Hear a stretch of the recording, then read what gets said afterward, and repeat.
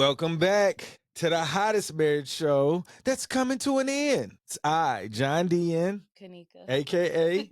and Too Much Podcast, rescripting the culture one conversation at a time. Good morning, my love. How are you? Good morning. I'm doing well. How are you doing? Wonderful. Why are you laughing? So you just laugh and then don't share? No, it's just when you're like, that's coming to an end. Yeah. Well, they say all good things come to an end. They do. They do. And I think the only thing when we come to an end is going to be through death. Okay. Well, with that being said, before we started this episode, we were talking about anti-relationship. I was like, this is a period of anti-relationship. And I said women. And then you said, No, is you it said me? people. Yeah, I said people. Yeah, I did. I didn't, I generalized it to both groups. But then you said, is it that men are anti-relationship? And I wasn't saying that to attack men. I no, was you just weren't. saying when he said I you said made a women comment or about end up. something about men, and I said, okay, so are you saying men are anti-relationship, women are anti-relationship, or both? Yeah. So yeah. So in your mind, why is it so difficult for relationships to exist today with all the information we know? Like what is the missing piece that people aren't getting? I think that there are two things that are happening. I think from the men's perspective, and we've talked about this before, I don't think they've evolved. I think the women have, and when I say evolved, I mean in roles and what it's supposed to look like when two people come together to make a relationship. I think men have old, outdated perspectives. It's like they want the benefits of all that women have grown to become, but they want them to still stay small and be the person where it says behind every great man. I think that idea is still there somewhere. And unfortunately, women are they're doing a lot. They're doing the things. You know what I'm saying? They're doing a lot of the things where it's like, so they could stand on their own if they wanted to. They also are a contributing, like a valuable contributing partner to a relationship and a family. But it's like just my perspective and listening, and you could definitely tell me. But I just kind of think that they want the women to come with those benefits, but they also want them to stay quiet about that part. Behind closed doors be beneficial, but in front of everything, we want to be puffed up in the head and sometimes not even knowing how to be the head. We still want the proximity, like proximity. We still want those, we want it to look that way. So I remember when I was younger, we're young. We're not young right now, but we were young then. So we were like maybe 17, 18 years old. Mm-hmm. And I had a boyfriend who his brother used to, when his girlfriend would finish work, she was like a year older than us, I think. So she had already graduated. She was working a full-time job. When she finished work, she would cash her check and give it to him. He didn't work. We were in high school still. She would cash her check and give it to him so he could have money in his pocket. And then he would drive her around in her car. And when they would go places, he would pay. Visually, it looked like he was paying. In actuality, it's her money in his pocket. Now that was extreme, and we were kids, which was it. Even when we were kids, I was like, that looks crazy. The idea that she thought that was okay at such a young age is crazy. I know, but there were other factors to that relationship. But I think that it's similar to that. Like, yes, be a benefit, but in the end, this is how I want it to look. And I could be wrong, but I feel like that. And I also feel like the women, because they have done so much with themselves and they continue to do it. I mean, it's kind of hard to now, it feels like I want the man that I'm with to match with that same energy. Like I remember talking to my friend and she said, Kanika, I have my career, I have my investments, I have my own home, I have my own car. Like I don't have any kids. I don't have any like crazy relationships that are haunting one way or another. I just want a man that matches that. And the older we got, I was saying to her, I don't know if we're like, it's going to be harder to find a man that matches that. A man at that age who she wants him to be just as educated as she is, financially just as stable, got his mind together. We were in our 30s at the time, well into our 30s, and he was responsible enough not to have any children outside of some relationship, or preferably I think the thing about the having other kids was the relationship couldn't just be the two of you anymore. And I'm not talking about the kid. The relationship would be her, the man, and the mother of that other child. And what does that look like? So that's a whole nother relationship dynamic that you would have to be able to get in. Like, you have to have a relationship with these people now. So women want a man that comes with the same energy, and that's hard now. And then if you add in race to that, Black women, and not all Black women, but Black women tend to gravitate toward Black men. But Black men don't gravitate necessarily exclusively to Black women. And also, when you put in the factor that I want these other bullet points, that pool gets smaller and smaller. And I think we've said before, like with women now, if you can really enjoy your life, like I want a partner to enjoy life with. If you want to enjoy your life and you figured out how to do it yourself with your friends and all that other stuff, I mean, the idea of trying to force a relationship with someone that doesn't really meet the standards that you've set for yourself just to be able to say you have somebody, I don't think a lot of women are worried about doing that anymore. Because you had to do that before. You had to have somebody in the house before because women couldn't do certain things, but now women can do everything. So I don't think that women are anti-relationship. I think women are anti-settling. You know what I mean? I get, but when you say settling, what does that mean at this point? Before, I thought settling was like just dealing with somebody who will have you. But now, what is settling now? Settling to me, I think is I might find a guy that checks all these boxes, but he gives me a headache every day. Like, yes, you have the money, you have no kids, we look good on paper, but you don't bring any joy to my life. If anything, you be taking it. Like, I think there's less tolerance for Losing peace. yeah. Yes. Before, I think women had to trade out that piece because there were things that had to be done. Kids need to be taken care of. We needed to be taken care of. But as time has gone on, peace is beautiful. Once you figure out what it feels like, don't nobody want to get that up. So, I guess my anticipation of the relationship was exactly the way we originally started. Like the first 10 years, that's what I thought it would look like. I didn't know what it would develop into. But the reason why I brought that up is because I had a limited mindset on our relationship.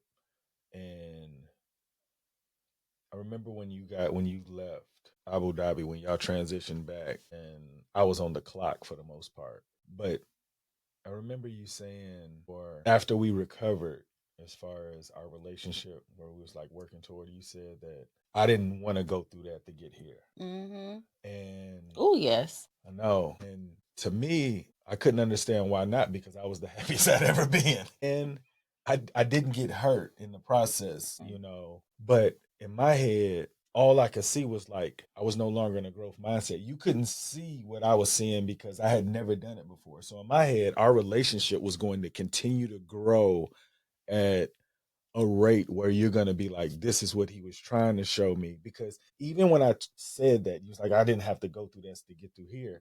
Like, I don't think even you knew that what I was going to do for you as far as like me working on the relationship. And even now, like, I want to work on it for the remainder of my life. So, or your life. And I think I understood it. I understand it more now because what we had before, it wasn't worth the peace that you learned you could have without me. Look, you're not lying.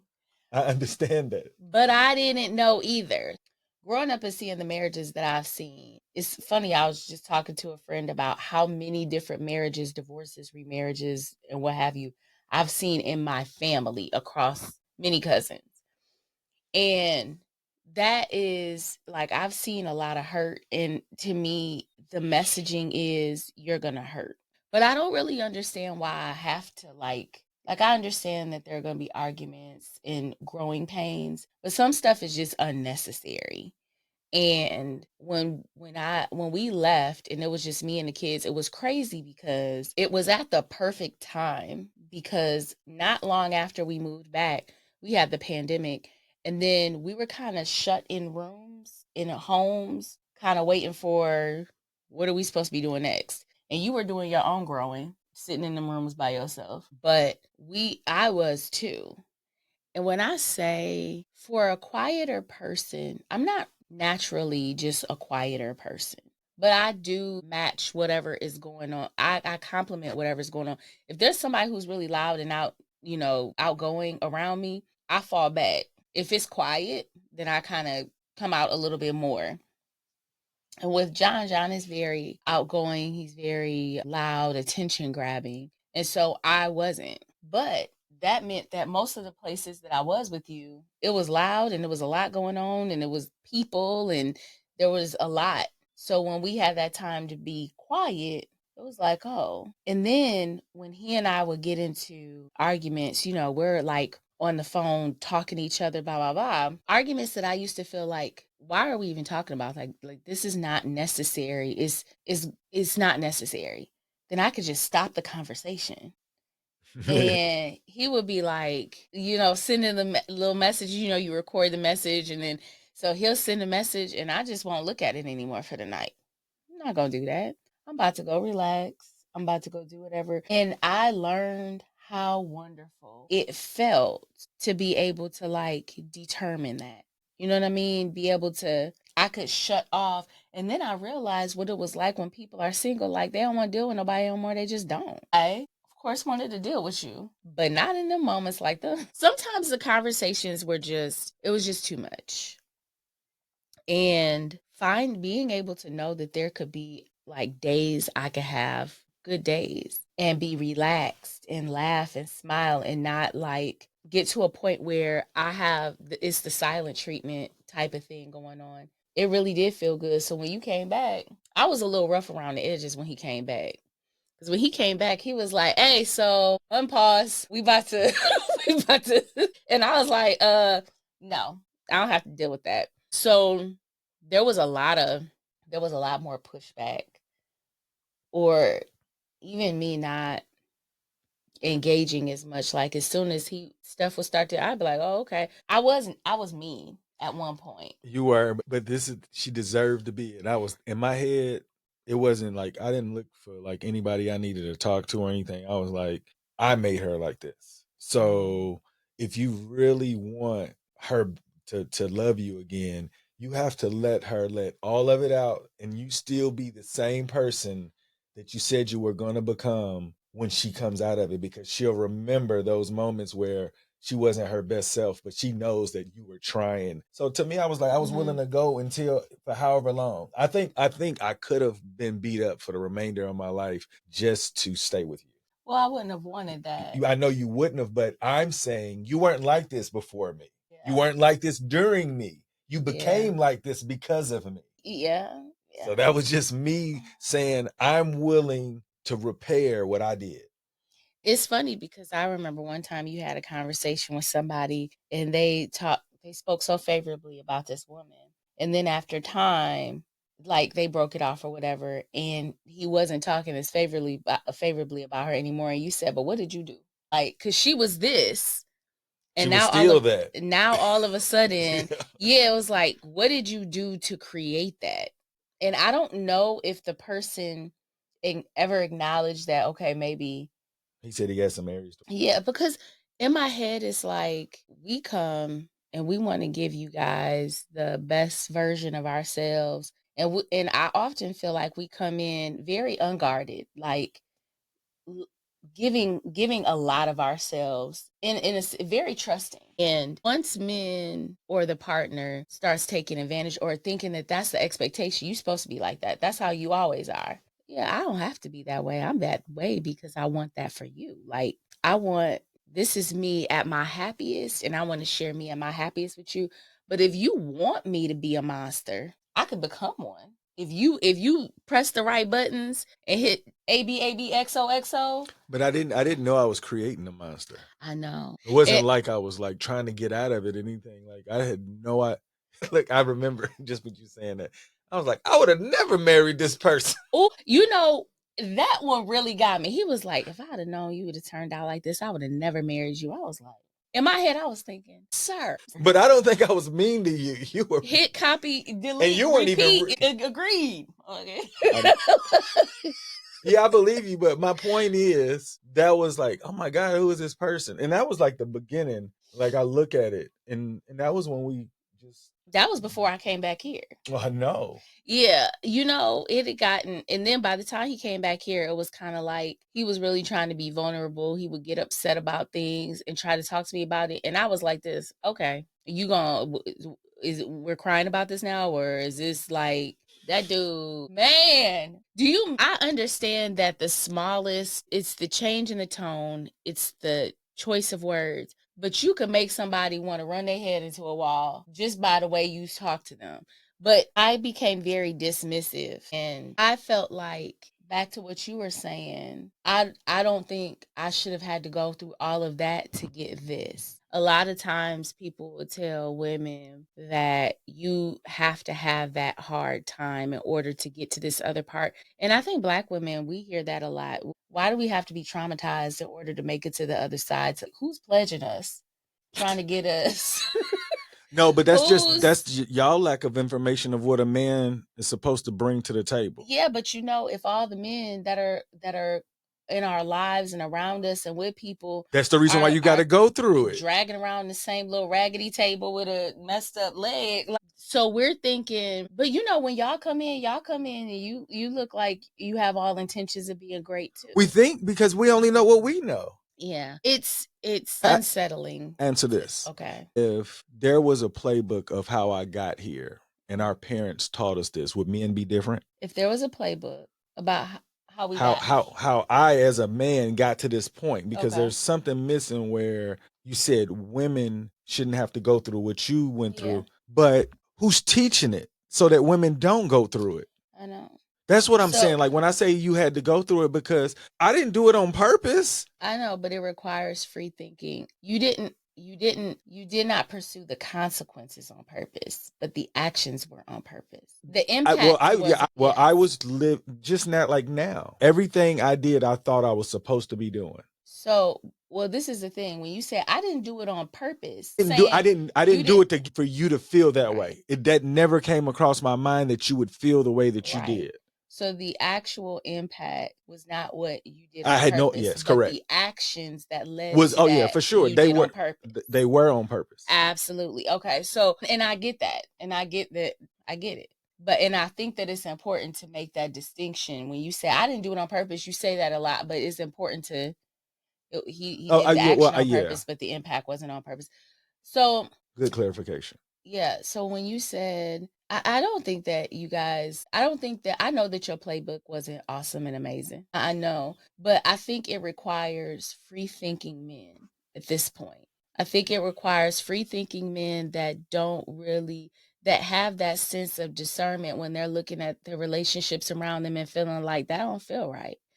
I used to think that men who were raised by women only were going to be extremely sensitive to the needs of women because they saw their mother and they want more for her. Like, I was talking to my nephew one time, and he was talking to me about, and we should talk about this, but not right now. But he was talking about how to be whatever kind of husband. And I had asked him, what do you think your mother would have, what would you have wanted your mom to have? Because I feel like men who really love their mom, if they watch their mom struggle, they'll think, I wish my mom would have had this, had that. You know what I mean? But I found that there are a lot of single men I've known, and they don't really look at it as their mother needed anything. And I think part of it was because the mother made it look like she could handle what was happening. She still made everything work, even though she was working with a deficit.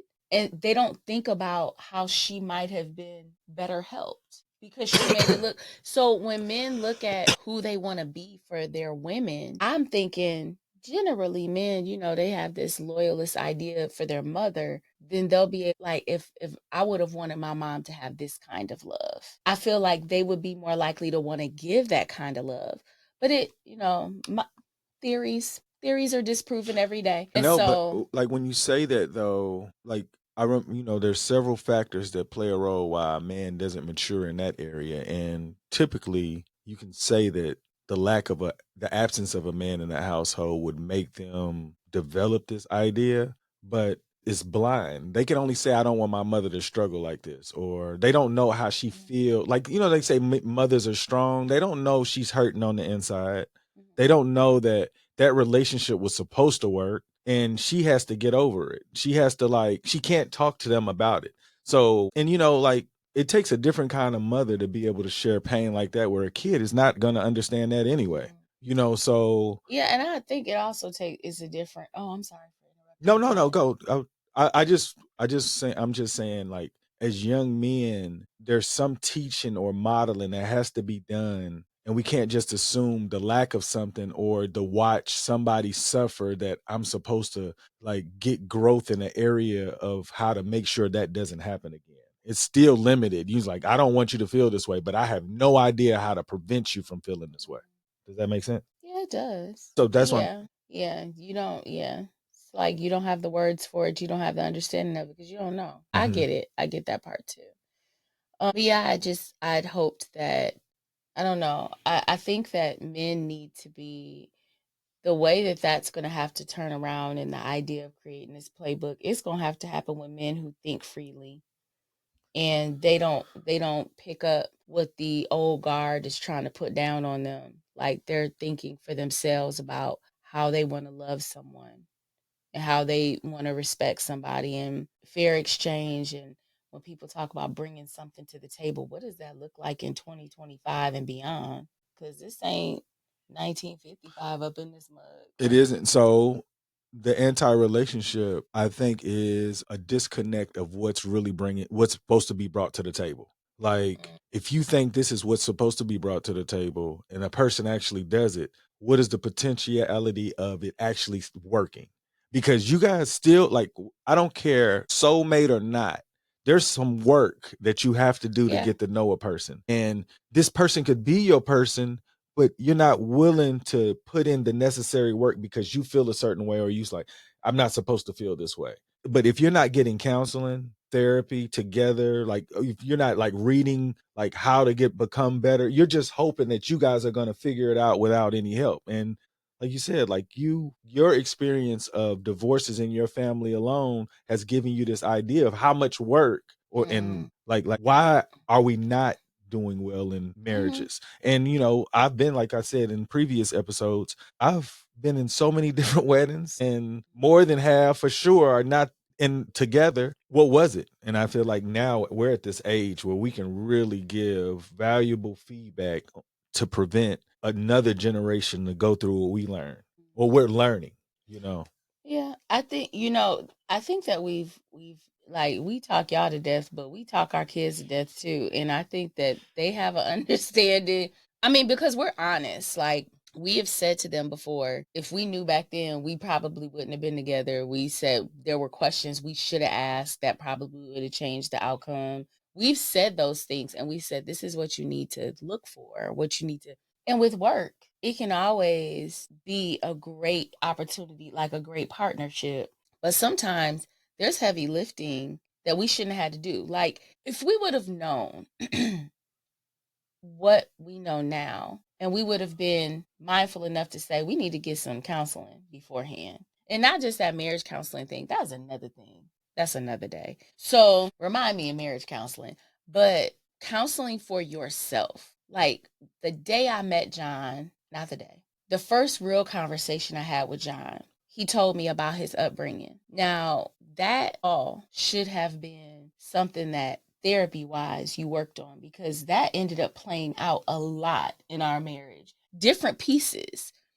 Same for me. But when we came in, we didn't know the value of therapy. And it wasn't something that was talked about in our it's not it wasn't as talked about as it is now. But our kids understand that people have a responsibility to get their own stuff together. Be healed yourself before you come up in here. And if you're not, you need to be somebody who's actively in the process of healing. Like, don't tell me one more time you going to therapy and you ain't even been. Like, for real. Like it sound good. It sound like it's like somebody over here trying to scam me to get into this relationship and get fully invested in it, and then your healing it doesn't really like you don't have to do it anymore. Now I'm hooked, and I think a lot of the times people get finessed into relationships, men and women, get finessed into relationships because the other person can talk a good game, but they don't have the intention of finishing out what they're saying. Or it's not like they're doing it and they're saying, I have no intention of doing it. Maybe they really think of it, but there are a lot of people who can plan and plan and plan and they never execute. So I don't want to put it that way, but Day in Dallas, they definitely know, like, if you're going to be with someone, make sure y'all are both going in healed or in actively in the process of healing yourself. Do not, it cannot be because I keep telling you you need to go. It can't be because you keep telling me I need to do this. It has to be by yourself. This is what you want. And I think that that's the biggest thing out of all of that. It would have been nice if we would have known then. That's what I'm saying. So, like, just with what you just said, like, if we did know that, you probably wouldn't have gone through the pain you went through with me. Yeah. But that's what I'm saying. Like, somebody has to go through it to know, like, oh, maybe if we'd have done it this way, because we didn't have anybody to say, hey, you should do it this way, because it played out, like you said, through our entire marriage. I mean, it's even playing out still today. Yeah. And same thing for me. There are things from my past that it be peeking his head in day to day. And it's just, I wish that we could have just been Better better. informed. Yeah. And I tell my mom, I've told my mom before, women, like, I learned by observation, not by my mom openly having conversations with me and saying, look, this is what needs to be done. This is what you need to be looking for. I just watched her.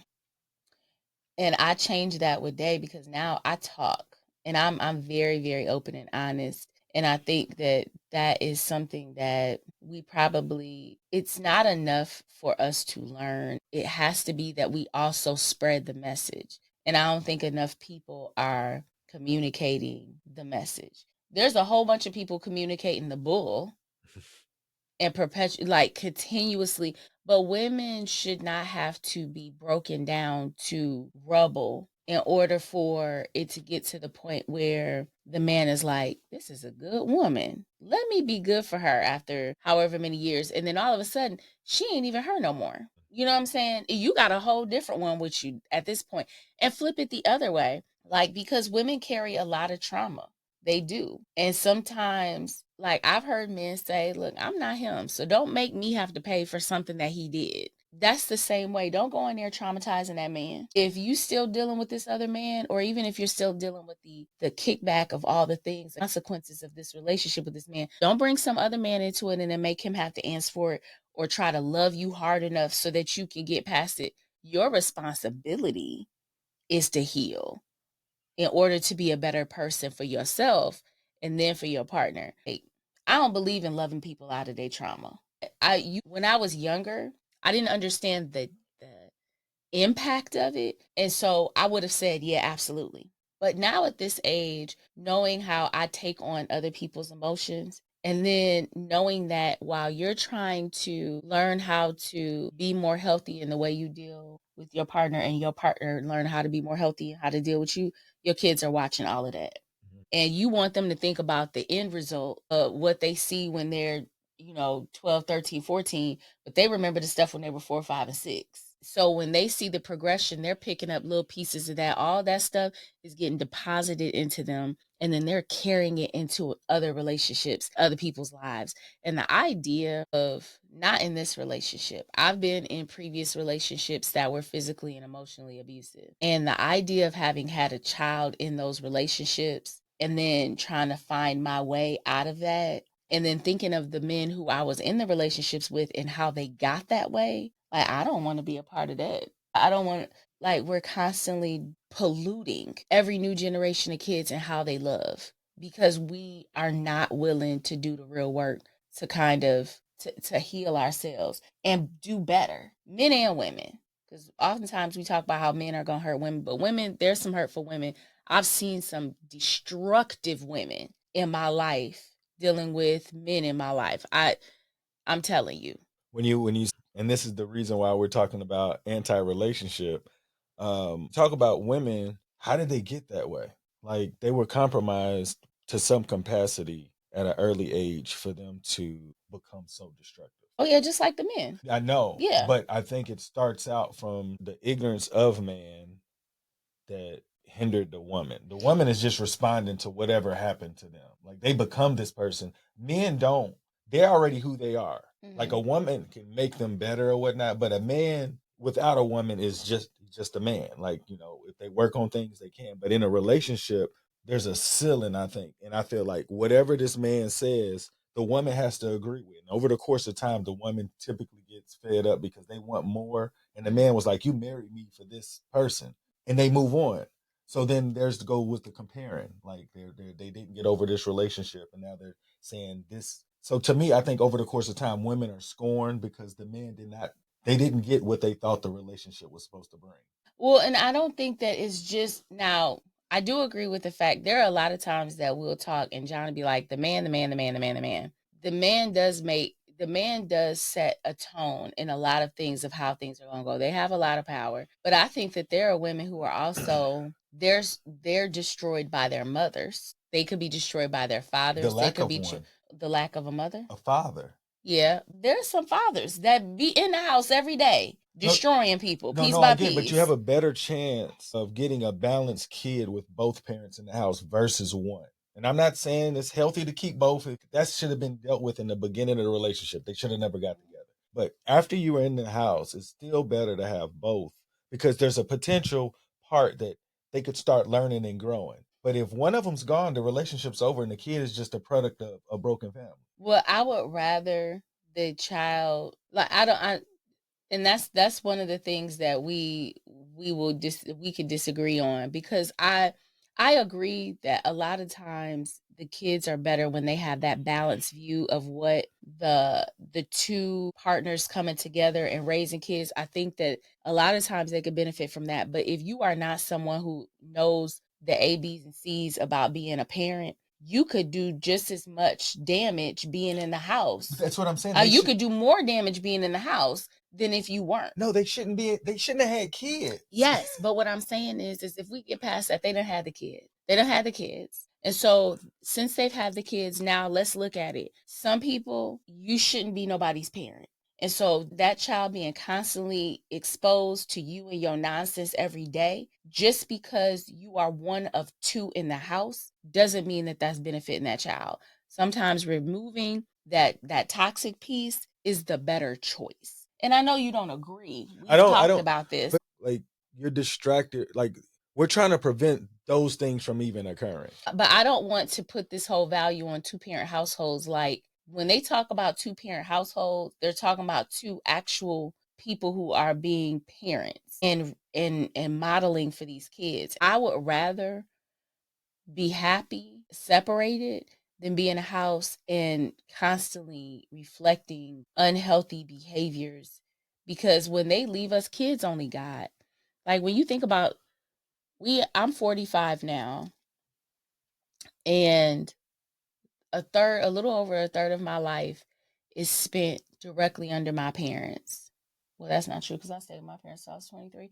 But the point is there's this little part of your life that you're going to have where you are going to be in a concentrated learning environment about relationships and male or female or whoever's roles and responsibilities, and whoever is pouring that stuff into that child, it could be a help or a hurt.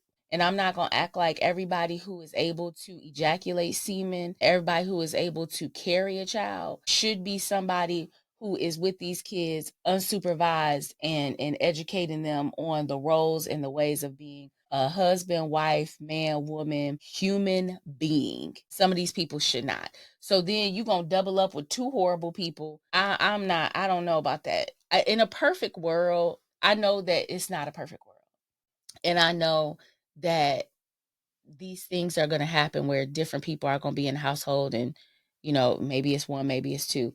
I'm just a person that's saying, in this concentrated learning environment that these kids have during this time, and then we release them into the world and expect them to just run free with no brakes. It's just skates, no brakes. I don't think being in that environment and constantly having to witness the same stuff going wrong is the better choice than having one person. I just don't, because it's too much that they can learn and pick up. And if I can remove somebody from the household that's not giving them something that they can really effectively work with in their adulthood, why am I going to keep that person in there? How do you determine who's the one that's the bad person? Because I don't think either one of them think. Like you got to be really conscious. Like, okay, I'm the bad person. I'm gonna leave. Like, That so might the be true. woman's automatically gonna win. No, that might be true. No, and I think that there are men who understand when the women are There are, not but good. That I can't make everybody do what they need to do. But what I'm saying is, no child decides to come. And when you bring a child around here and you want to raise them,